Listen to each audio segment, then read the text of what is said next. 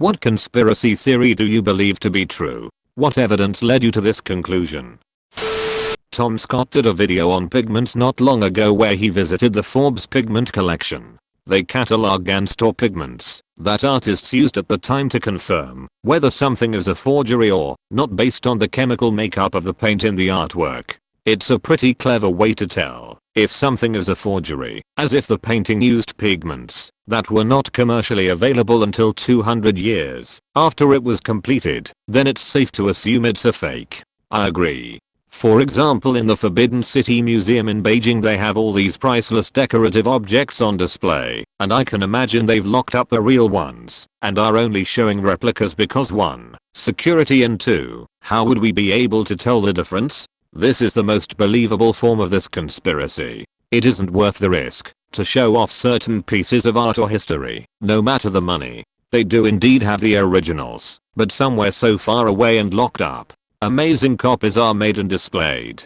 Could you imagine if someone / how many people dropped a drink or sneezed or touched these paintings with how close some are displayed? Especially regarding security up until the more recent decades with video. It would make a lot of sense and almost seem more responsible for them to do this. Edit. These aren't my actual personal beliefs. It's a conspiracy theory. Please stop.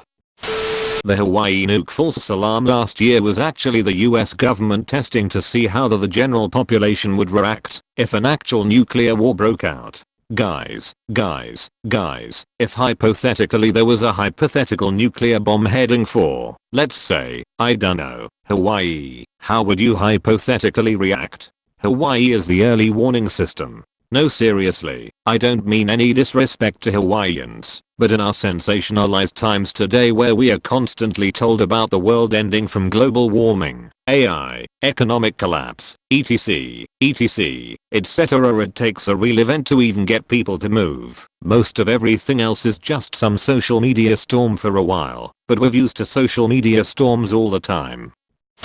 I have a buddy who was stationed in Hawaii at that time. He says that if he's ever witnessed absolute panic in his life, it was that moment watching everyone lose their shit. Any stories? It was the first week I moved there. My friends were visiting and dropping me off. We saw our phones light up, and my friend burst into tears. I looked at my phone and saw the words, "This is not a drill." The feeling was something I've never felt before. We hid on the floor of the bathroom of a neighbor. The neighbor was military, and we walked to his bathroom, where his girlfriend was in the bathtub and full helmet vest everything. We were filling up pots and pans with water and my friend was putting towels over the windows. I texted my family that I loved them, and we sat there in quiet waiting for the moment it hit. Then nothing happened. We drank beer in the street. I live in Honolulu now, and when I think of the feeling of mortality I had in that half hour I can't not feel my mind panic, even though my logical brain knows I'm safe. It was fucked. I thought this exactly when it happens. You don't just accidentally press a button to warn the entire island of missile incoming. It was intentional and no one wants to talk about it. You don't just accidentally press a button to warn the entire island of missile incoming. You have more faith in humanity than I do. Did you see the user interface for those things? To be fair, with how horrendous they were, it could have been faked in under 10 minutes by a monkey. Being in the military, I 100% guarantee you that shit is genuine. You'd be surprised how absolutely ridiculous some of the shit the military/government uses is. That looks exactly like some good enough for government work mixed in with, if it ain't broke don't fix it type shit. The authorities aren't telling us everything they know about the Vegas shooting. We know a lot about the shooter's life. We know a lot about the night of the shooting. There's a weirdly large lack of information from the few months leading up to it. I believe that the government probably makes some conspiracy theories to try to make questioning the government seem somewhat crazy. There is a conspiracy theory about the flat earth movement being just that. 100% if fell into post-law territory after it was established. What does this mean? The basic idea is that a parody of something can be mistaken for the real thing. Here's a tropes link. The countdown timers on ads for games or streaming services are actually longer than seconds. Seems too long sometimes. You could test this one. But what if ads actually altered time? What if you are actually an ad? Oh great, I have ads. I think Apple is pushing their AirPods on consumers by making their software updates less and less compatible with wired headphones. My reasoning: my new headphones have started to consistently skip songs, activate Siri, stop and start music without me touching or even moving them. I asked around and other people are having the same issue. Not to be a tinfoil hat person, but tinfoil hat, I was having this problem too. Weirdly enough, just had to clean out the lightning port.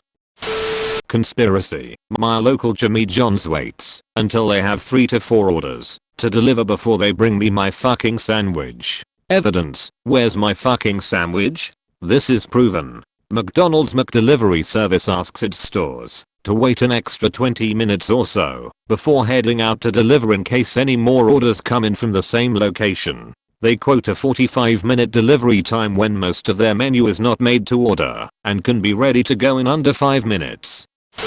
Banks and landowners conspire to manipulate urban land prices. Turn an area into a ghetto by marking it as a high-risk loan proposition, denying loans in the area. Property values plummet on a downtown area because no one can sell, because no one can get a loan. Once things are down enough, you can buy up prime location land at pennies on the dollar, then redevelop it into being worth the real market value of such a central location, plus what you invested in the actual development. This is called redlining. It is illegal to do, and there are many laws forbidding it. That's not to say banks don't do it, but it's illegal. Source: worked for banks and sold mortgages. Well, redlining was is a thing, so this seems possible. https://n.wikipedia.org/wiki/redlining.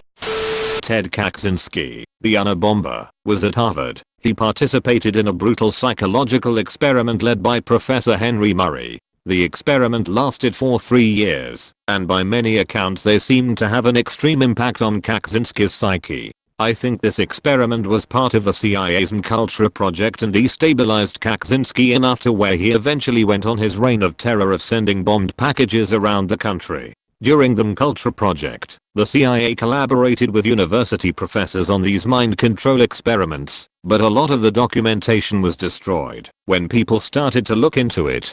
TL. Dr. The Unabomber participated in an experiment that was a part of the MKUltra project that eventually led to him becoming a mass murderer. I think this one's proven, isn't it?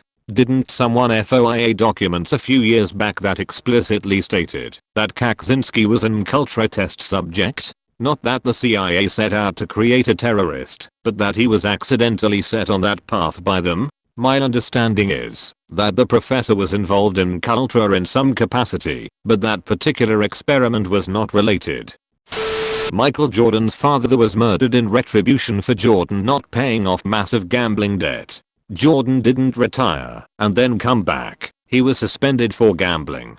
In the mid-90s, Michael Jordan was an industry. The truth about his gambling habits may have cost a lot of people a lot of money, so the cover story was presented. Edit: I admit the part about his father's murder is a bit of a stretch, but this is a thread about conspiracy theories after all. As for the suspension, I stand by that 100%. Found Bill Simmons' Reddit burner account. I believe that chapstick causes lips to become more dry a couple hours after usage. I base this on the fact that my lips are more dry 5 hours after using chapstick than 2 days after using it. People just use chapstick wrong. It's to seal already existing moisture in the lips, not add moisture. Think of the difference between Vaseline and lotion. Chapstick is basically Vaseline. Ops gild their own submissions from alt accounts to give them traction. Source: the removed comments in this thread were discussing exactly that. The original comment itself was even gilded and removed in less than 30 minutes. The real conspiracy here is that 0 in 30 is actually an O. It is hilarious that his comment is removed. Reddit is wretched.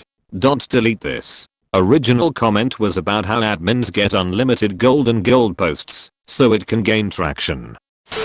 The Bandersnatch Black Mirror Netflix special collected watchers' data to better greenlight productions that were more in line with users' taste. Now that you pointed out, isn't every movie on Netflix providing user preference data? But they don't know if you prefer Frosties to Wheat Biscuits. Until now. Yes, Bandersnatch was a choose your own adventure, where you could select different paths for the character to take. These were mostly genre related questions ranging from horror to drama. They do collect your watch habit, but this took it to another level. I love Bandersnatch. I'm less concerned with Netflix knowing my watching habits than I'm about Google keeping track of my search history. I did lose a bit of sleep trying to get the ending I wanted. True. So why does Netflix suck so bad at just providing me with things I want to watch?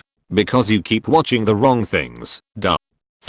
I wrote a complaint online about my pizza place about them cancelling my order without telling me, and the next order I got from them was fucked up. The pizza was way undercooked and not cut, and they didn't include the ranch that I always get with it. Also, when I called to tell them about the fuck up, the manager seemed unapologetic and also like he already knew what I was talking about before I called. My conspiracy is that they retaliated, since I basically reported them to corporate through their website with my initial complaint. I got a free pizza on my account with them for this, but decided just to not order from them anymore. Mediocre pizza anyway. I'm not sure why, but I think Domino's doesn't like my brother. When we'd use his account there was always something subpar about my pizza, but every time we ordered from mine it was perfectly fine. Eventually we stopped ordering through his, and my pizza started being good more often. What did he do to you, Domino's? This is by far the most disturbing event in this thread. Also the most believable. How could you pull off an event of this scale and keep it undercover? Someone would have talked